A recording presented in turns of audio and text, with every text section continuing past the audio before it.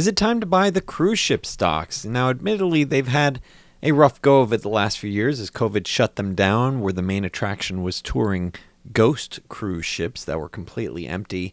And you look at the stock of Carnival Corporation, CCL is the ticker. It's down nearly 90% over the last 5 years. It's been a very rough ride. And you look at other stocks as well, they've gotten hammered as well. So the question is, where does the cruise industry go from here? Where does Carnival go from here? The first way to think about it is let's actually look at the competitive dynamics. And you can see Carnival is the biggest player with a little under 50% market cap.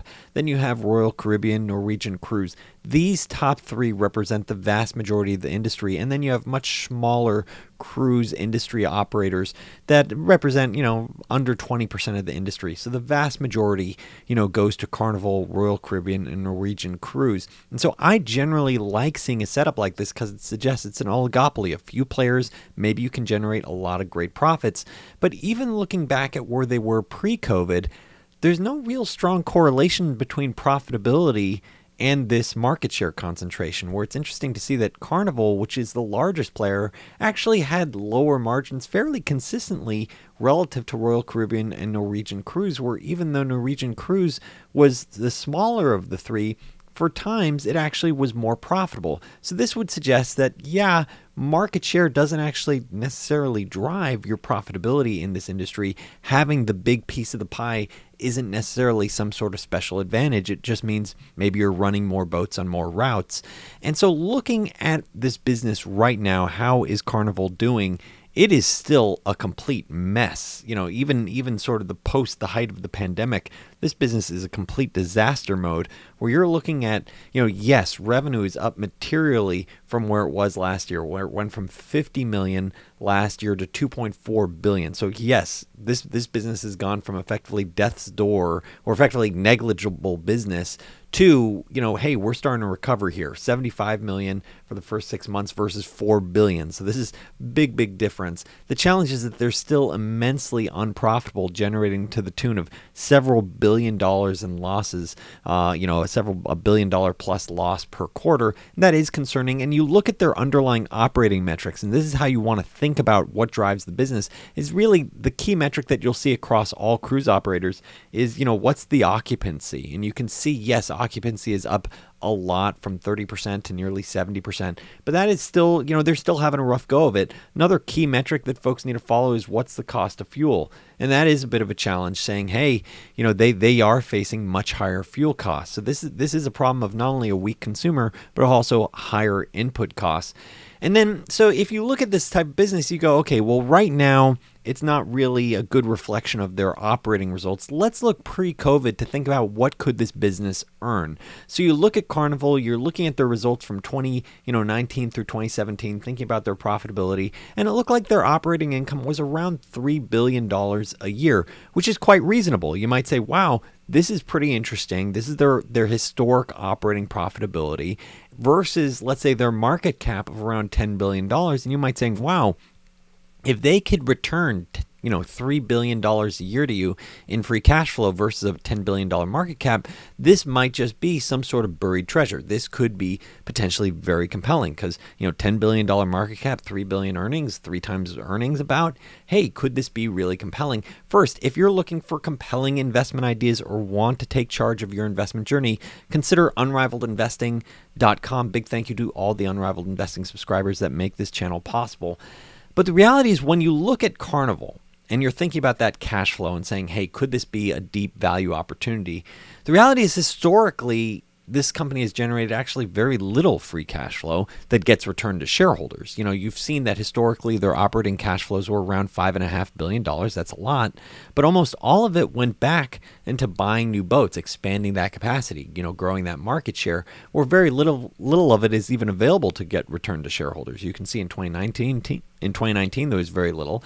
In the prior years, they're talking $1-2 billion that was potentially available to shareholders. Now, if you're able to return, let's say $1-2 billion to shareholders, with a $10 billion market cap, that could be attractive.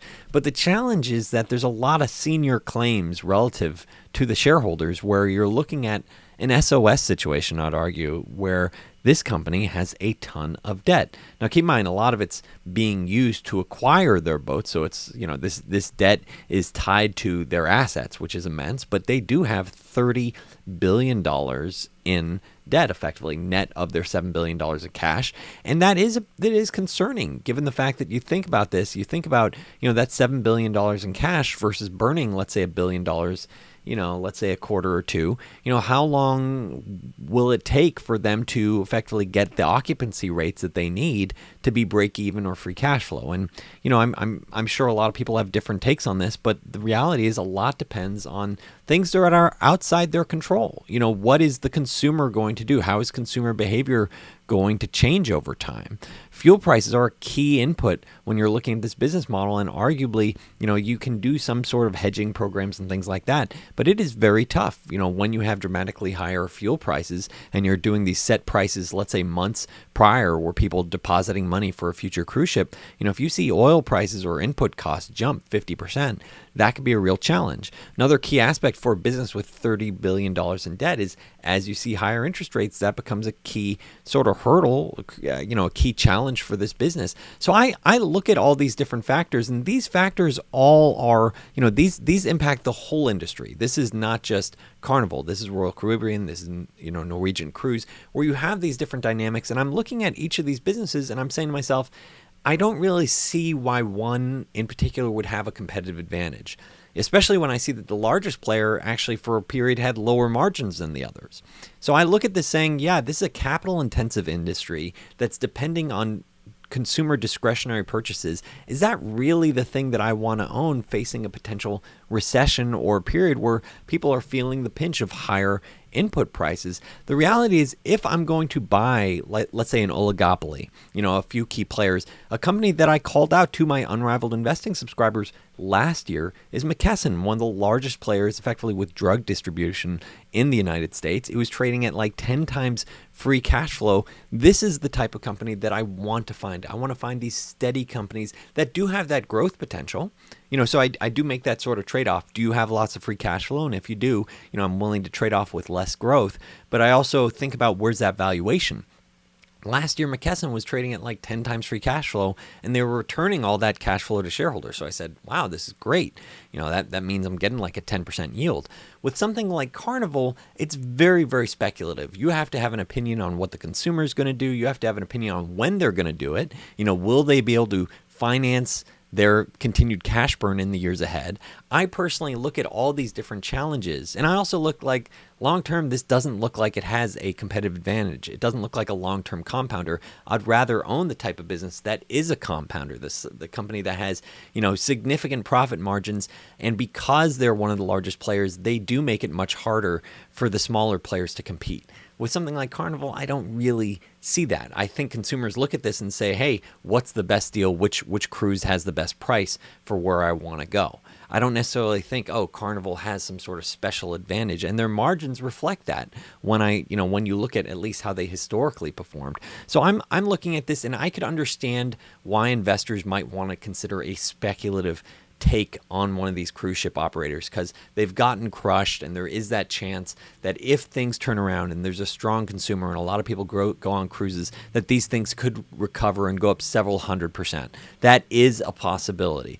That said, that's not something that I would want to bank on, because there's also the possibility that you go broke. And that's certainly with the way they've been trading recently, where folks are saying, wow, you've got a lot of cash burn, you're building out these new boats, like, when will the consumer show up? Oh, you got higher fuel input costs. You're looking at arguably a discretionary purchase in a time where folks are saying, hey, do I really want to be spending my money on this? Maybe in the future, everyone's going to be putting on that Oculus, and that's how you're going to be celebrating your cruise. Oh, I'm going on the cruise now. Maybe that's what people are doing. I'm personally not looking to do either of those.